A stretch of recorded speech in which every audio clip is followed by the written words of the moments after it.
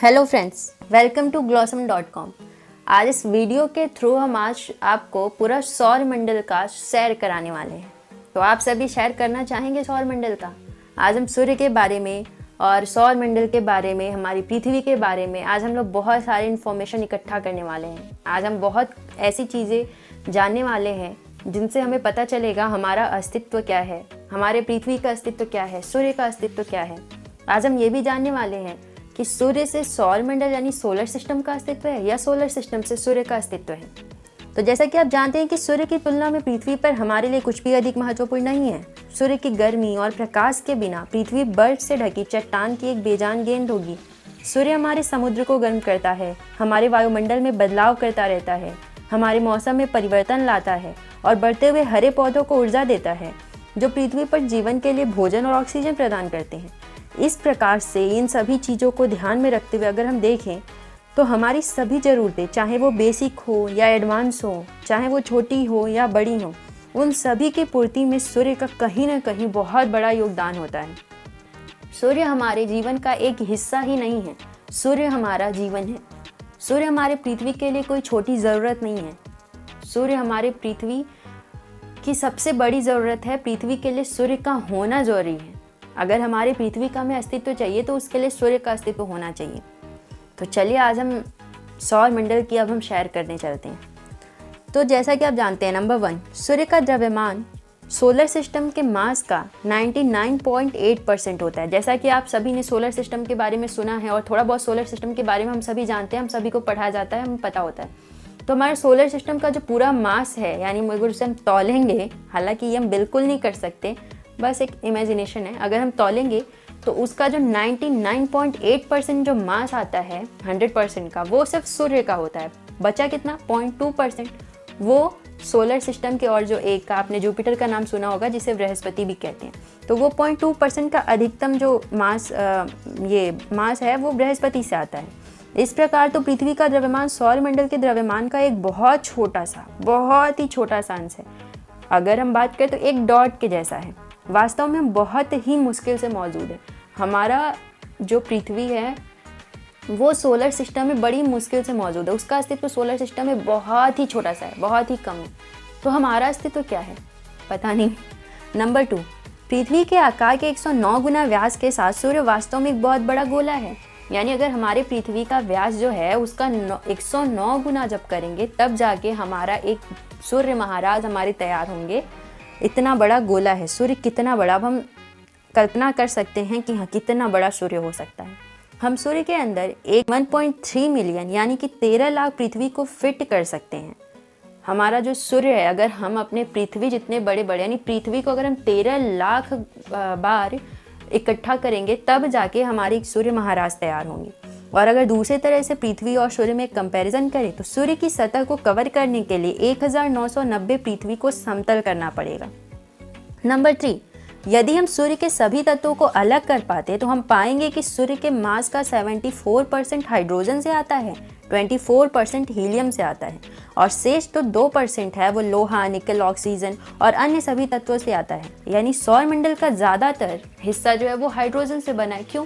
सूर्य से सौर मंडल है भाई। सौर मंडल का जैसा कि आपने भी सुना कि 99.8% तो सूर्य से ही आता है उसका मास, यानी सूर्य जो बना है वो हाइड्रोजन से बना है।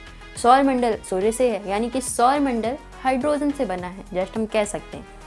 नंबर 4, हमें सूर्य को देखकर ऐसा लगता है कि सूर्य हमेशा के लिए अपरिवर्तित रहा है, वो हमेशा चमकता है, उसका तेज उसी तरह से है, उसकी प्रकाश रोशनी सब कुछ वैसा ही है। हमें लगता है ना सूर्य को देखकर कि उसमें कोई परिवर्तन नहीं होता, वो जैसा था वैसा ही है। लेकिन यह सच नहीं है। सूर्य वास्तव में धीरे धीरे गर्म हो रहा है। दिन प्रतिदिन उसकी एनर्जी बढ़ती जा रही है, उसकी गर्मी बढ़ती जा रही है। ये प्रत्येक अरब, बट डोंट वरी, इसमें बहुत टाइम लगता है, ये प्रत्येक अरब वर्षों में 10% अधिक चमकदार हो रहा है। सूर्य की गर्मी इतनी तीव्र हो जाएगी कि पृथ्वी की सतह पर लिक्विड वाटर जैसा, यानी तरल पानी जैसा कुछ मौजूद नहीं होगा। लिक्विड पृथ्वी पर नहीं रह सकेगा। पृथ्वी पर से जीवन हमेशा के लिए समाप्त हो जाएगा। यानी कभी ऐसा होगा, उस सूर्य का प्रभाव होगा पृथ्वी पर ऐसा कि पृथ्वी पर जीवन संभव नहीं होगा। यानी पृथ्वी पर क्या होगा क्या नहीं होगा ये सब कह सकते हैं कि सूर्य से चलता है, सूर्य से डिसाइड होता है। नंबर 5, सूर्य से पृथ्वी की औसत दूरी लगभग 150 मिलियन किमी होती है, यानी 15 करोड़ किमी है। प्रकाश 3 लाख किमी प्रति सेकंड पर यात्रा करता है और इसलिए प्रकाश को 8 मिनट 20 सेकंड लगते हैं पृथ्वी तक पहुंचने में। ये तो सभी को पता होगा कि सूर्य का जो प्रकाश है उसे पृथ्वी तक आने में 8 मिनट का समय लगता है, यानी 8 मिनट 20 सेकंड का समय लगता है। नंबर 6, क्या आपको पता है कि सूर्य पृथ्वी के विपरीत दिशा में घूमता है? अच्छा, आप ये जानते हैं कि जो पृथ्वी है वो किस दिशा में घूमती है? आपको ये सभी पता है कि वो अपने ध्रुव पर भी घूमता है और चक्कर भी लगाता है, तो वो किस दिशा में घूमता है? तो चलिए हम आपको बताते हैं कि अगर नहीं पता तो, कि वो पूर्व से पश्चिम यानी ईस्ट टू वेस्ट घूमता है, और जो सन है, सूर्य महाराज है, वो जस्ट उसके अपोजिट दिशा में घूमते हैं। अपने जगह पे घूमते हैं, वो चक्कर तो नहीं लगाते, अपने जगह पे तो घूमते हैं, तो उनके घूमने की जो दिशा होती है वो वेस्ट टू ईस्ट यानी कि पश्चिम से पूर्व की ओर होती है। नंबर 7, सूर्य का एटमॉस्फेयर 3 परतों से बना है। जैसा कि पृथ्वी के बारे में आप सभी को पता है कि पृथ्वी का जो एटमॉस्फेयर है वो भी तो 5 लेयर से ही बना हुआ है ना, जैसे कि ट्रोपोस्फियर से बना है, स्ट्रेटोस्फियर से बना है, मेसोस्फियर, थर्मोस्फियर, एक्सोस्फियर, ये सभी पृथ्वी के एटमॉस्फेयर लेयर हैं। तो उसी तरह से सूर्य के भी तो कुछ एटमॉस्फेयर, जिन लेयर से बना होगा एटमॉस्फेयर, वो होता है। तो सूर्य का जो एटमॉस्फेयर है वो 3 लेयर से बना है। पहला प्रकाश मंडल यानी कि फोटोस्फीयर, क्रोमोस्फीयर और कोरोना। आजकल कोरोना का नाम तो हर पल आपके कान में सुनने को मिलता होगा, लेकिन डोंट वरी, मैं उस कोरोना की बात नहीं कर रही हूँ। मैं ये सूर्य के एटमॉस्फेयर, एक लेयर की बात कर रही हूँ जिसका नाम है कोरोना। तो 3 परतों से मिलकर बना है। नंबर 8, अकेले मिल्की वे यानी आकाशगंगा में सूर्य के समान सितारों के लिए कुछ अनुमान, मतलब पूरा मिला जुला के जो अनुमान है वो 17 बिलियन से अधिक है। यानी अगर ये अगर संख्या सही है तो फिर 1 खरब से अधिक तारे हो सकते हैं जो ब्रह्मांड में लगभग हमारे सूर्य के समान है। यानी कि हमारा एक सूर्य जो इतना अकेले ही इतना ताकतवर है, सौर मंडल का सबसे इम्पॉर्टेंट हिस्सा है, जो हमारे एक पृथ्वी के अस्तित्व को बनाता है, जिससे हमारे पृथ्वी का अस्तित्व। ऐसे ही हमारे आकाशगंगा में 1 खरब से अधिक तारे हैं जो सूर्य के इतने चमकीले हैं, सूर्य के इतने ताकतवर हैं, सूर्य के बराबर उनका इतना ह्यूज साइज है। क्या आपको ये पता था? ये बहुत ही, मतलब सूर्य के इतने बड़े बड़े तारे मौजूद हैं, वो भी 1-2 नहीं, 1 अरब से भी ज़्यादा, 1 खरब से भी ज़्यादा। Very interesting.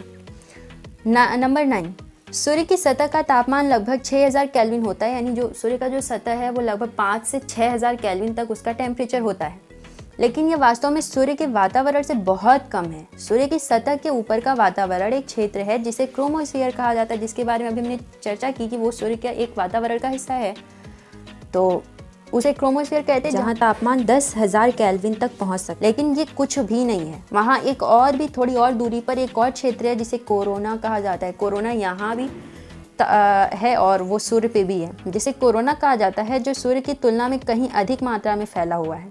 कोरोना में तापमान 1 मिलियन यानी कि 10 लाख केल्विन तक पहुँच सकता है। यानी सूर्य पे भी कोरोना बहुत ताकतवर है और पृथ्वी पर भी कोरोना बहुत ताकतवर है। उस कोरोना का इस कोरोना से कोई रिलेशन तो नहीं है? नहीं, ऐसे कैसे हो सकता है, पता नहीं। नंबर 10, सूर्य लगभग एक परफेक्ट स्फीयर है।